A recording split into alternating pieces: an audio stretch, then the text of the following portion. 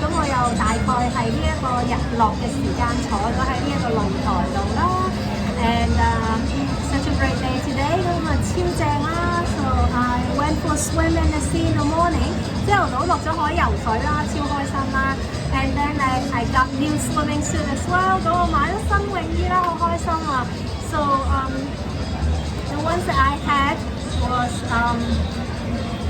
was bought in Thailand many years ago。咁我本身着緊嗰一套嘅三點式咧，基本上係喺泰國買咗好多年㗎啦。So finally I found something that I love today。咁我即知咧今日行咧就即知揾到我中意嘅款啦咁樣。So I'm very particular in like the style and then the color, the pattern。咁我好煩嘅，勁英尖啦，我要揀某一個款啦，我又要想揀某啲顏色啊，買啲花啊咁樣啦。Anyway， I found something I really like today。咁我即知今日咧揾到一套我中意㗎啦咁樣 and I'm really happy， 超開心。So I plan to like go and dip in the sea again like after the reading。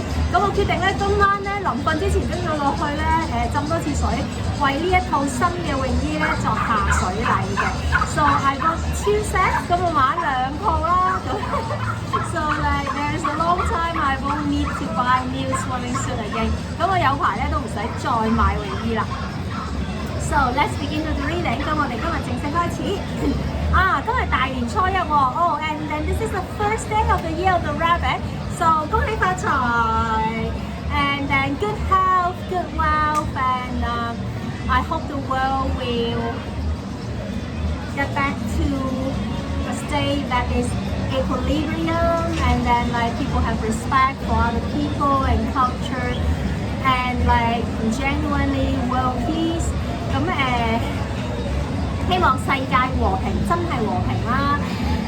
大家返回一個大同啦，同埋一個即係平衡嘅一個世界啦，咁樣。And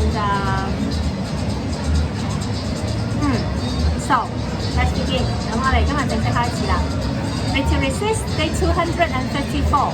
當閱讀也是抗爭第254日。A Concise History of Hong Kong by John Mark Carroll。香港簡史從殖民地至特別行政區，著者高馬可，譯者林立偉。A particularly visible example of this government-enforced racial divide was Victoria Peak, the exclusive hill district of Hong Kong Island, where no Chinese, except for the servants, cooks, houseboys, and drivers working for Europeans, were to live.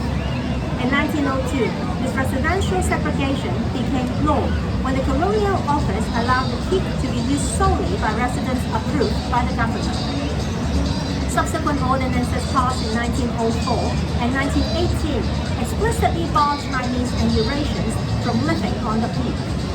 As in India and other British colonies, Europeans in Hong Kong worried that close contact with Chinese posed serious physiological and moral risks. Most Europeans in Hong Kong believed that the fate of the colony depended on the health of its European population. Amid the fears of increased contact with Chinese and rising economic competition from the Chinese bourgeois, these restriction movements were attempts to preserve the status and social structure of the elite European community of Hong Kong. 政府執行種族隔離政策的最明顯例子是太平山。香港島上的這個山區，除了為歐籍人當傭人、廚子、家僕和司機的華人外，其他華人一律不准居住。1902年，殖民地部准許山頂只獲港督首肯的人居住，這種居住區域的隔離正式成為法律。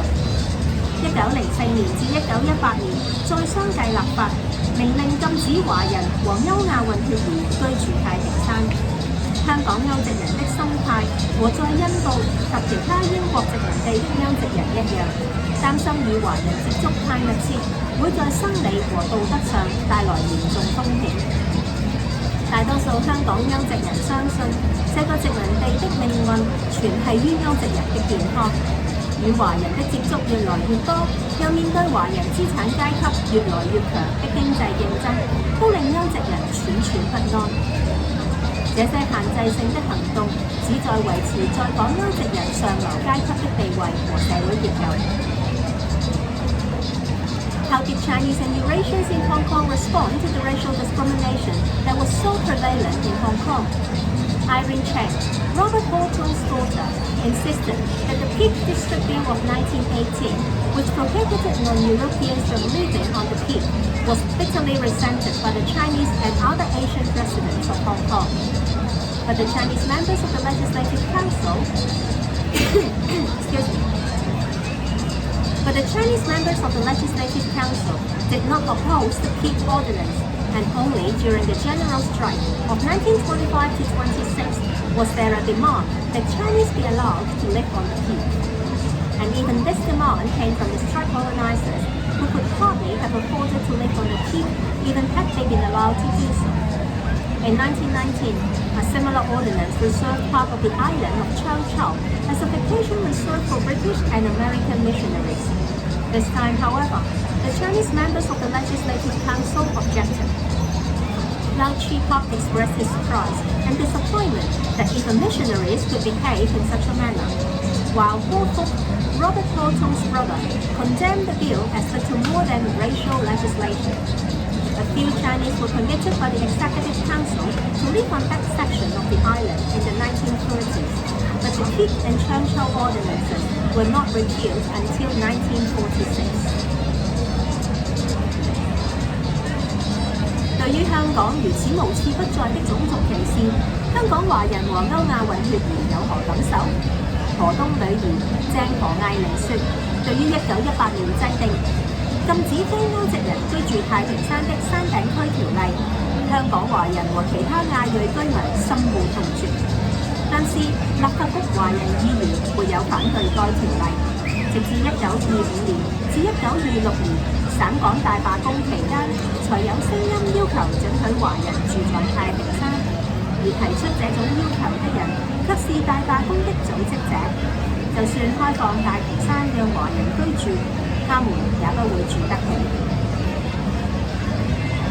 到了1919年，政府又制定了另一條類似法例，保留長洲部分地區，提供英美傳教士度假之用。這次遭到立法局華人議員反對。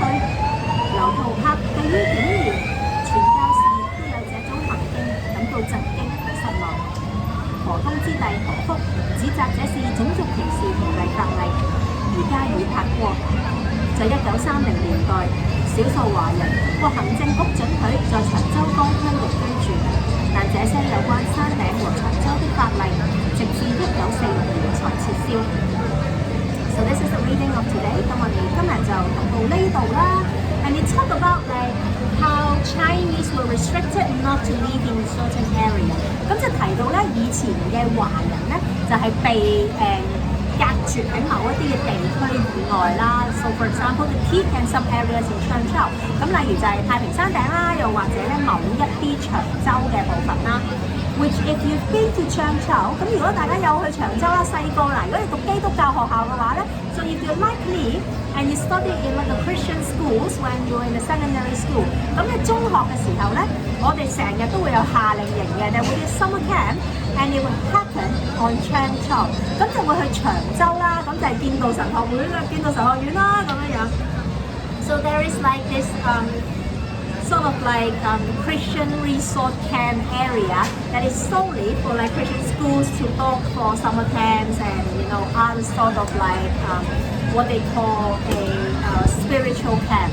咁好多時候即係以前讀書嘅時候都會係咁嘅，有夏令營啦，同埋可能即係間中一年有一兩次，可能係一啲即係靈修嘅宿營啊，諸如此類嘅，咁都會去即係呢一個建道神學院嘅咁樣。Now of course。When I was just a kid， 咁當然我細個時候即係 I wouldn't know that the history of this area， 咁我唔會知道原來咧有咁樣嘅歷史啦咁。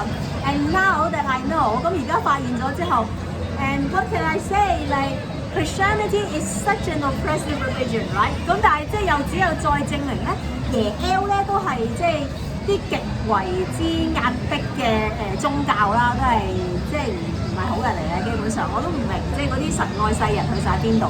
So it's just really weird, like to think about that, like these people who claim to be like believing in something called love and generosity and charity, and but they committed like really heinous crimes. But I mean, anybody who do anything in the name of religions are just disgusting. 咁但係我覺得任何人以宗教之名，然後咧即係為所欲為嘅咧，都係撲街嚟嘅咁樣。